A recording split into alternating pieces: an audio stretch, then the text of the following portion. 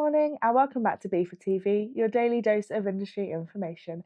Today's episode is once again What the Papers Say, and we're joined by Ian Matheson to tell us about the news.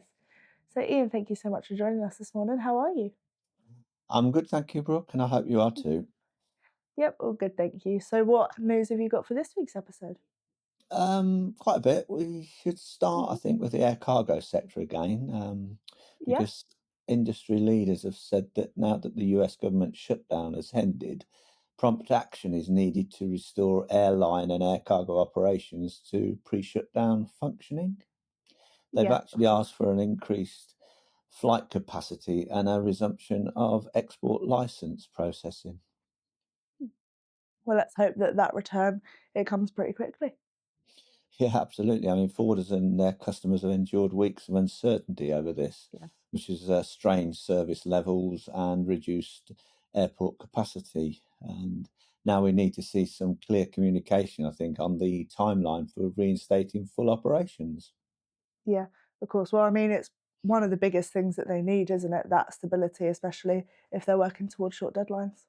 Absolutely, yes. Now, over in the ocean freight arena, Drewry's Composite World Container Index fell 5% last week. Right, okay.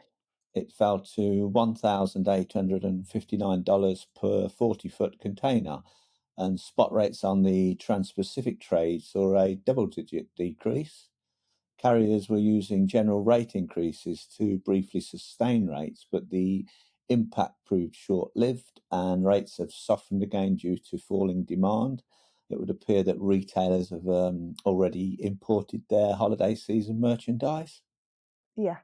Yeah, of course. So what about the Asia-Europe trade? I mean, you haven't mentioned those rates yet. What are they looking like? Well, the spot rates actually increased, but not by as Oh, high a percentage fall as on the Trans-Pacific trade. And the right, carriers okay. on the Asia-Europe trade route are actually trying to push back spot rates up by introducing higher FAK rates over the last weekend. Yeah, I was going to say, I know that it's something that we talked about in like previous episodes, but I know that Drury, they're expecting that supply and demand balance to weaken, especially over the next couple of quarters. That's right, yeah, it has, and especially if the Suez Canal transits resume. Yeah, Uh, Zen- yeah. Zenita, the ocean and air freight intelligence platform, had something to say about that. Right, okay. What did they say?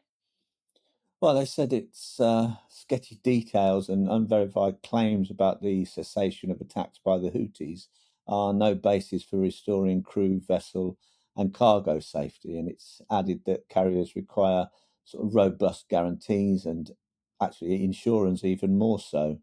It Yeah, also said that we may see a gradual increase in transits if risk perceptions shift, but a rapid return to 2023 transit levels seems to be unlikely.